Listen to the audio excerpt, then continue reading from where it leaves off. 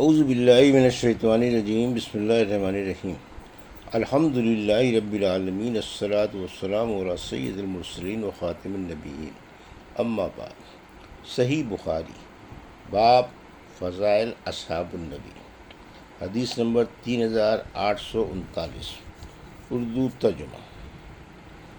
مجھ سے اسحاق بن ابراہیم نے بیان کیا، کہا کہ میں نے ابو اسامہ سے پوچھا، کیا تم لوگوں سے یحییٰ بن محلب نے یہ حدیث بیان کی تھی کہ ان سے حسین نے بیان کیا، ان سے اکرمہ نے قرآن مجید کی آیت میں وقاصہ دحافہ کے متعلق فرمایا کہ معنی ہے بھرا ہوا پیالہ جس کا مسلسل دور چلے۔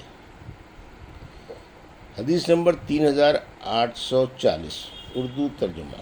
اکرمہ نے بیان کیا اور حضرت عبداللہ بن عباس رضی اللہ عنہ نے بیان کیا کہ میں نے اپنے والد سے یہ سنا، وہ کہتے تھے کہ زمانہ جاہلیت میں یہ لفظ استعمال کرتے تھے، اسقنا کاسن دہاقہ، یعنی ہم کو بھرپور جام شراب پلاتے رہو۔ حدیث نمبر 3841 اردو ترجمہ۔ ہم سے ابو نعیم نے بیان کیا، کہا ہم سے سفیان نے بیان کیا، ان سے عبد الملک نے، ان سے ابو سلمہ نے، ان سے حضرت ابو ہریرہ رضی اللہ عنہ نے کہ نبی کریم صلی اللہ علیہ وسلم نے فرمایا، سب سے سچی بات جو کوئی شاعر کہہ سکتا تھا وہ لبید شاعر نے کہی، ہاں اللہ کے سوا ہر چیز باطل ہے۔ اور امیہ بن ابی اصلت جاہلیت کا ایک شاعر مسلمان ہونے کے قریب تھا۔ حدیث نمبر 3842 اردو ترجمہ۔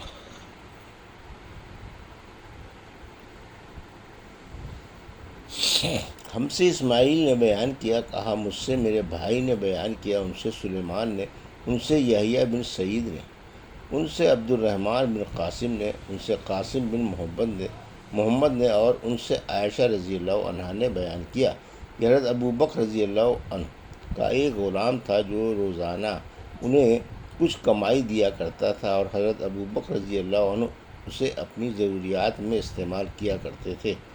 ایک دن وہ غلام کوئی چیز لایا اور حضرت ابو بکر رضی اللہ عنہ نے بھی اس میں سے کھا لیا۔ پھر غلام نے کہا، آپ کو معلوم ہے یہ کیسی کمائی ہے؟ آپ نے دریافت فرمایا، کیسی ہے؟ اس نے کہا، میں نے زمانہ جاہلیت میں ایک شخص کے لیے کہانت کی تھی، حالانکہ مجھے کہانت نہیں آتی تھی، میں نے اسے صرف دھوکہ دیا تھا، لیکن اتفاق سے وہ مجھے مل گیا اور اس نے اس کی جرات میں مجھ کو یہ چیز دی تھی، آپ کھا بھی چکے ہیں۔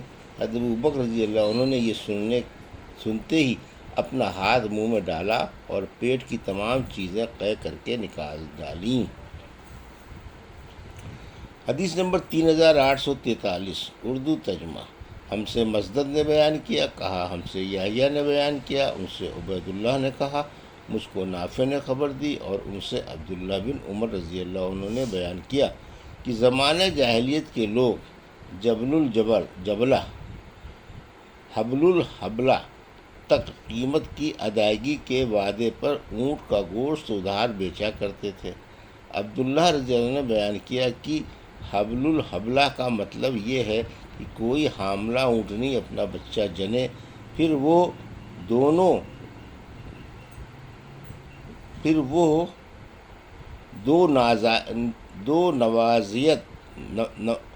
نوزائیدہ بچے بڑھ کر حاملہ ہوں۔ نبی کریم صلی اللہ علیہ وسلم نے اس طرح کی خرید و فروخت ممنوع قرار دے دی۔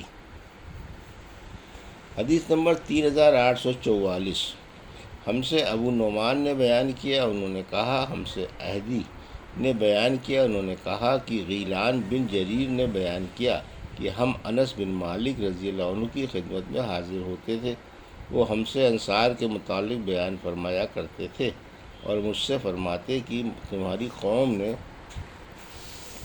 فلاں موقع پر یہ کارنامہ انجام دیا۔ حدیث نمبر 3845 اردو ترجمہ۔ زمانہ جاہلیت کی قسامت کا بیان۔ ہم سے ابو معمر نے بیان کیا، کہا ہم سے عبد الوارث نے بیان کیا، کہا ہم سے قطن ابو حسیم نے، کہا ہم سے ابو یزید مدنی نے، ان سے اکرمہ نے، اور ان سے ابن عباس رضی اللہ عنہ نے بیان کیا، جاہلیت میں سب سے پہلا قسامہ ہمارے ہی قبیلے بنی ہاشم میں ہوا تھا، جو بنو ہاشم کے ایک شخص عمرو بن علقمہ کو قریش کے کسی دوسرے خاندان کے ایک شخص خداش بن عبداللہ عامری نے نوکری پر رکھا۔ اب یہ ہاشمی نوکر اپنے صاحب کے ساتھ اس کے اونٹ لے کر شام کی طرف چلا۔ وہاں کہیں اس نوکر کے پاس سے ایک دوسرا ہاشمی شخص گزرا۔ اس کی بوری کا بندھن ٹوٹ گیا تھا۔ اس نے اپنے نوکر بھائی سے التجا کی کہ میری مدد کر اونٹ باندھنے کی، مجھے ایک رسی دے دے، میں اس سے اپنا تھیلا باندھوں، اگر رسی نہ ہوگی تو وہ بھاگ تھوڑے جائے گا۔ اس نے ایک رسی اسے دے دی اور اس نے اپنی بوری کا منہ اس سے باندھ لیا اور چلا گیا۔ پھر جب ان نوکر اور صاحب نے ایک منزل پر پڑاؤ کیا تو تمام اونٹ پر اپنے ساتھ رکھا تھا۔ اس نے پوچھا، سب اونٹ تو باندھے، یہ اونٹ کیوں نہیں باندھا گیا؟ کیا بات ہے؟ نوکر نے کہا، اس کی رسی موجود نہیں ہے۔ صاحب نے پوچھا، کیا ہوا اس کی رسی کو؟ اور غصے میں آ کر ایک لکڑی اس کو پھینک ماری۔ اس کی موت آن پہنچی۔ اس کے مرنے سے پہلے وہاں سے ایک یمنی شخص گزر رہا تھا۔ ہاشمی نوکر نے پوچھا، کیا حج کے لیے ہر سال تم مکے جاتے ہو؟ اس نے کہا، ہاں، پہنچا دوں گا۔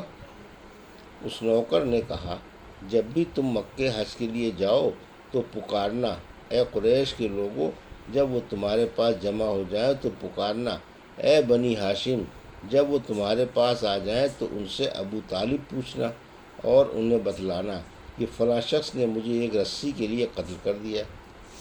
اس وصیت کے بعد وہ نوکر مر گیا۔ پھر جب اس کا صاحب مکے آیا تو ابو طالب کے یہاں بھی گیا۔ جناب ابو طالب نے دریافت کیا کہ ہمارے قبیلے کے جس شخص کو تم اپنے ساتھ نوکری کے لیے لے گئے تھے اس کا کیا ہوا؟ اس نے کہا، وہ بیمار ہو گیا تھا، میں نے خدمت کرنے میں کوئی کسر نہیں اٹھا رکھی، لیکن وہ مر گیا، میں نے اسے دفن کر دیا۔ ابو طالب نے کہا کہ اس کے لیے تمہاری طرف سے یہی ہونا چاہیے تھا۔ ایک مدت کے بعد وہی یمنی شخص جسے ہاشمی نوکر نے پیغام پہنچانے کی وصیت کی تھی موسم حج میں آیا اور آواز دی، اے قریش کے لوگوں۔ لوگوں نے بتا دیا کہ یہاں ہے قریش۔ اس نے آواز دی، اے بنی ہاشم۔ لوگوں نے بتایا کہ بنی ہاشم یہ ہیں۔ اس نے پوچھا، ابو طالب کہاں ہے؟ لوگوں نے بتا دیا تو اس نے کہا کہ فلاں شخص نے مجھے ایک پیغام پہنچانے کے لیے کہا تھا کہ فلاں شخص نے اسے ایک رسی کی وجہ سے قتل کر دیا ہے۔ اب جناب ابو طالب اس صاحب کے یہاں آئے اور کہا کہ ان 3 چیزوں میں سے کوئی چیز پسند کر لو، اگر تم چاہو تو 100 اونٹ دیت میں لے دو، کیونکہ تم نے ہمارے قبیلے کے آدمی کو قتل کیا، اور اگر چاہو تو تمہاری قوم کے 50 آدمی اس کی قسم کھا لیں کہ تم نے اسے قتل نہیں کیا۔ اگر تم اس پر تیار نہیں ہو تو ہم تمہیں اس کے بدلے میں قتل کر دیں گے۔ وہ شخص اپنی قوم کے پاس آیا تو وہ اس کے لیے تیار ہو گئے کہ ہم قسم کھا لیں گے۔ پھر بنو ہاشم کی ایک عورت ابو طالب کے پاس آئی جو اسی قبیلے کے ایک شخص سے بیاہی ہوئی تھی اور اپنے اس شوہر سے اس کا بچے بھی تھا۔ اس نے کہا، اے ابو طالب، آپ مہربانی کریں اور میرے اس لڑکے کو ان 50 آدمیوں میں معاف کر دیں، اور جہاں قسمیں لی جاتی ہیں یعنی رکن اور مقام ابراہیم کے درمیان، اس سے وہاں قسم نہ لیں۔ حضرت ابو طالب نے اسے معاف کر دیا۔ اس کے بعد ان میں کا ایک اور شخص آیا اور کہا، اے ابو طالب، آپ نے 100 اونٹوں کی جگہ 50 آدمیوں سے قسم طلب کی ہے، اس طرح ہر شخص پر 2 اونٹ پڑتے ہیں۔ یہ اونٹ میری طرف سے آپ قبول کر لیں اور مجھے اس مقام پر قسم کے لیے مجبور نہ کریں جہاں قسم لی جاتی ہے۔ حضرت ابو طالب نے اسے بھی منظور کر لیا۔ اس کے بعد بقیہ 48 جو آدمی آئے اور انہوں نے قسم کھا لی۔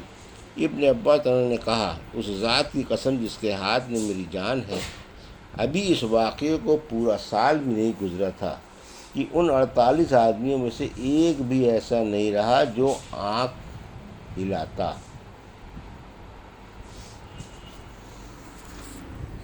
یہ تھی صحیح بخاری باب فضائل اصحاب النبی کی حدیث نمبر 3839 سے 3845 کا اردو ترجمہ جو ابھی آپ نے سماعت فرمایا۔